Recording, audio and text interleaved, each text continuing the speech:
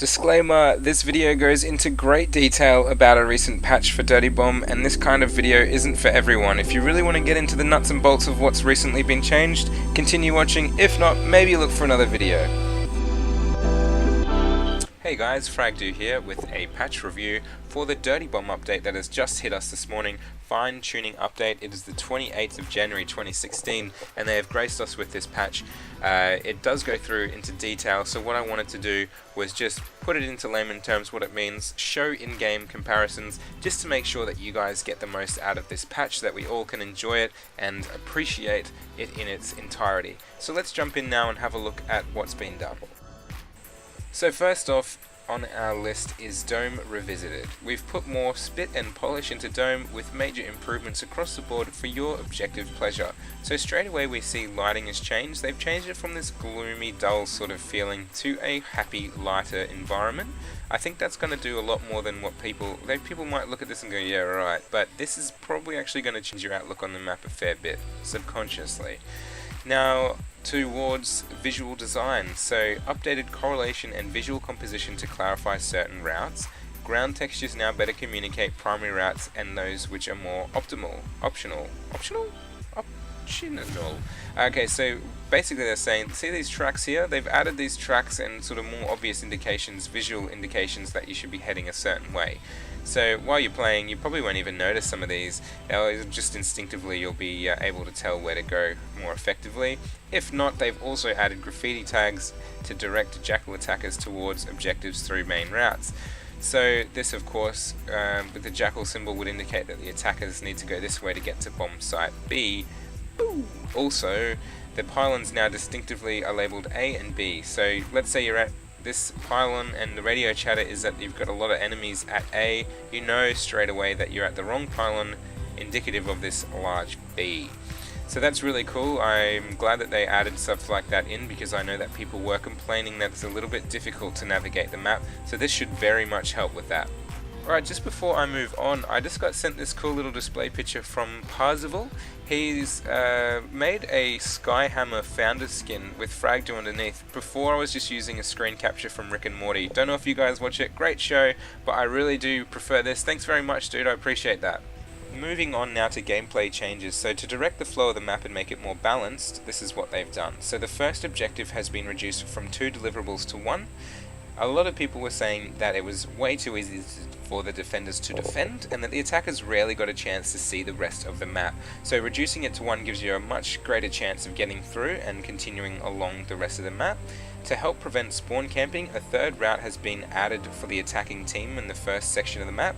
So now, again, we're seeing less of a chance for the defenders to shut down the attackers and improving balance. Sewers are friendlier. They have arrow graffiti on the grates above to indicate the direction of travel. So for example here, you jump down, you know you have to turn left because the right is a no-go. And some redundant areas have been removed entirely, and less used ones have been made more accessible. So that's really good. It's, you know, cutting out unnecessary parts of the map. So let's review now over Dome, because people are complaining that there's not enough maps. However, they've completely just put this to the side and gone, I don't like Dome. Let's not put it in the shit list and keep it there. There's 3 major complaints that Splash Damage has obviously seen and have attempted to fix here. So the defender bias, the fact that the map's confusing, and that the feel of the map is too big. So let's have a look at the defender bias. They've added another route to reduce spawn camping, and we're able to get in and deliver the objective easier, and also they've reduced it from 2 objectives needing to be delivered to 1, thus improving our chances to get through that first section of the map where some of us were feeling a bit locked in.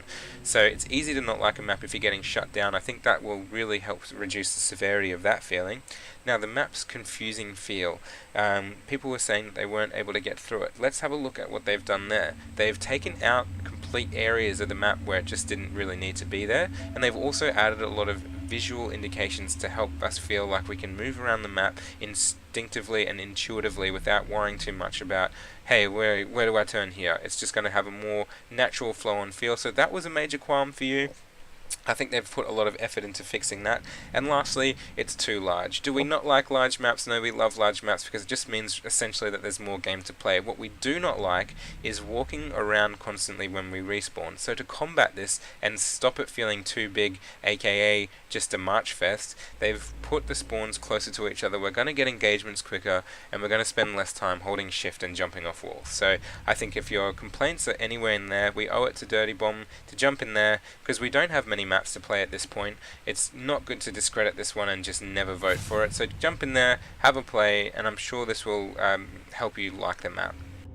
Okay, so speaking of maps, they've added 2 new maps in. However, they're not immediately available, and they won't be forever available either. From Friday the 29th of January until Tuesday the 2nd of February, they'll be available on select servers. So they'll do what they did last time.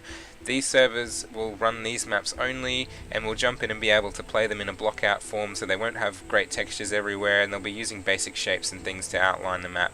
However, there is an objective map called Dockyard, and there is a execution map called Gallery. A lot of you guys probably already know Dockyard from its previous incantations, but without going into that too much, I think it's great that we'll be able to get a chance to play these 2 maps. But don't go looking for them yet, do wait until these select times, and then we can all jump in and have a play.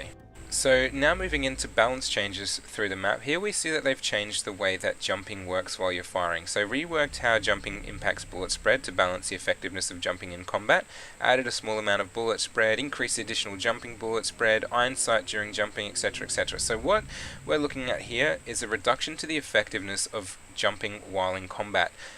You might want to, if your strategy is to jump around like a madman, you might want to re-strategize now and look more towards it, because if you start to get smashed a lot, you're probably going to find that your bullets are no longer as accurate while you're jumping around.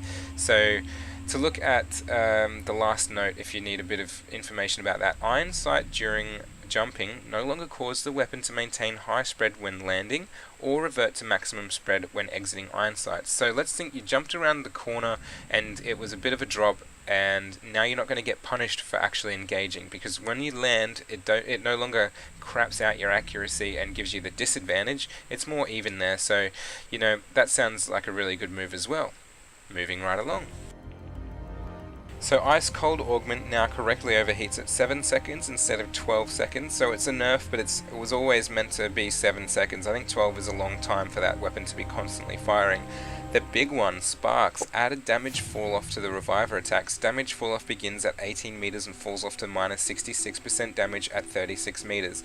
So if they're 36 meters or farther, you're now able to do up to 66% less damage, so over half. That's really good. Sparks was an across the map sniper, better at sniping than Vasily, so I think that's going to really even it out now, because a lot of people are talking about Sparks being OP. So let's see how we play over the next few weeks and see that Sparks hopefully will settle back down into just a regular merc instead of the cross-map headshot god that she currently is, or currently was. A lot of it works to the shotguns now too. So with the shotguns, we can see that they've reduced the flechette fall-off minimum damage to 1, and they've increased the flechette damage fall-off end distance to 48. So what they're saying here is the minimum damage is to 1 from 5. So previously we were able to do more damage, however at a lot less length. So now we're able to shoot for a little bit less damage but at a longer range. So now you're not completely out of the fight if they're at a longer range. So I think this is a good move for the shotguns, but obviously the proof is in the pudding with a lot of these. So we'll see how this changes the shotguns play in game. Very interesting. Other changes now, and into gameplay we see that mines and other projectiles will no longer fall into geometry when thrown. So like, you used to throw a proxy mine down and get jagged halfway up the wall. Hopefully that's gone now. Remove the objective notifications for defenders when carryable is dropped or picked up mid-carry. So that will stop the spammy nature of the HUD going, this is dropped, this is picked up, this is dropped. The third, removed dropped carryable IFF unless defenders have line of sight. So if you're the defender, if you don't have eyes on what's going on, you're going to find it a little bit trickier now to keep up with what's happening.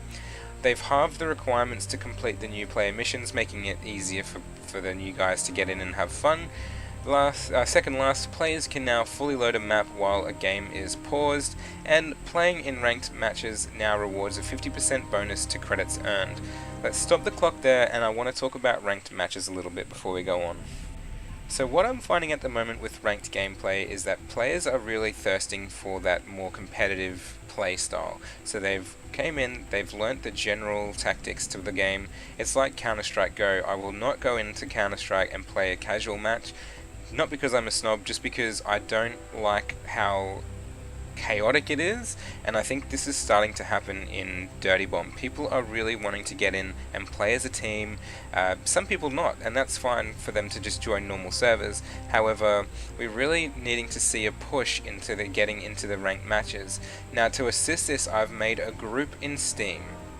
So as you can see, it's called Dirty Bomb Competitive AUS, or DB Comp AU. It's a collective of people who go online and we set times. Anyone can set a time that they want to go on and search, and then what'll happen is you'll have 20 odd people sitting in trying to get a competitive game. Thus you're going to get one, and increasing the amount of people who have interest in the competitive scene within Australia. So if the more people that join and do lobby for games, the more games we're going to get, and hopefully kickstart the competitive scene in Australia.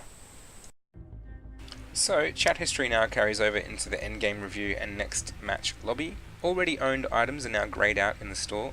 Enemy team merc selection is no longer visible in the lobby. Updated the front end video setting descriptions and tooltips. Added several in-game only settings to the front end options menu. And clan tags now display in-game review chat. Added player name to carryable objective notifications, added CDA and jackal icons to the private match screen, added loadout card counts to merc tooltips. Let's have a look at what this means here. So added loadout card counts to merc tooltips. So now we're in our little merc screen and we're going through and we want to select our characters. When you hover over it, you can see down the bottom of the screen there, it'll actually tell you what sort of level of card you have.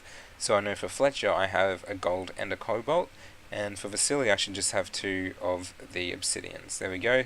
So that's a really cool little feature I like. Also, not something that's overly well known. Did you guys know that you could come up to these 3 boxes here and just right click and change the merc, change loadout, assign to slot 2, so you can swip them around there. You can change the merc really easy, etc, etc. So cool. So that's a good little added bonus there. Another bit of polish to the game that makes it feel a lot nicer. Next one too is another cool one. Added quick open case and quick open all cases features. Right click on a case in your inventory to use these. So let's have a look at that. So I've just gone and purchased a few cases with credits, and let's have a look at what happens now when we right click on it and we say quick open all cases. You start to see down the bottom right hand side all these notifications coming up about what you're opening. That's a really cool feature, I like that, so you don't always want to make a big spectacle, sometimes you've just got a bunch there and you want to open them. Didn't get anything good. Next up, added the ability for cases to be quick opened from the notification drop box from the lobby. So finally we can open cases without destroying servers. I think one of the big things people see is that the server's just constantly empty, and that's because people want to jump out and open their cases. So we can do that in game now, that is in lobby, sorry. That is so good, that is a big change. Let's see how it works. Alright, so I've joined a server with all of my favorite friends in here. Whoa, why am I level 1? What? Heart attack. Alright, so I'm not sure what's going on there. But let's say we got a notification up here. I did purchase a case to try to open it in here. However, it's actually, when you read it, it reads that it's only when you get the notification. So you know, between games you get it up here and you click in and it's like, one new case. You'll be able to right click it there and open it from here, thus reducing how many people jump out at the end of game, and maybe some longevity to how long you can play for without switching servers. So that's a really great update as well for the game. So now we move down to audio fixes. Continued improvements on overall mix to prioritize important gameplay audio. Mercs will now yell medic en route when heading towards an incapacitated player with defibs or reviver in hand. Excellent, I really like that. Let's have a look. First blood.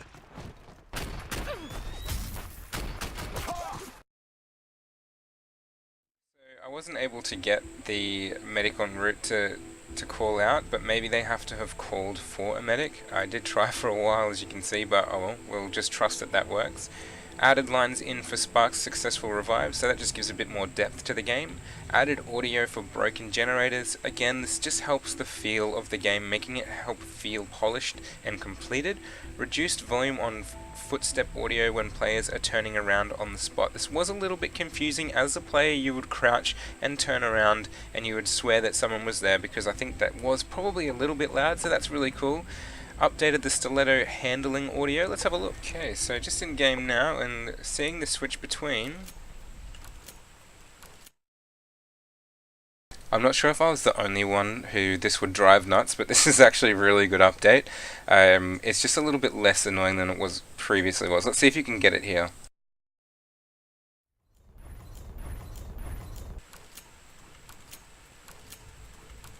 So the next one is improved audio for Artie and Kira's targeting lasers, making invalid locations and successful targets more obvious. I really like the sound of this. It's just adding to that polished feel of the game. If you can't put air support there, it will let you know. So let's jump in and have a listen. Repair it. Okay, so we've got our Artie and we've got our gun here. Let's try to put some airstrikes inside.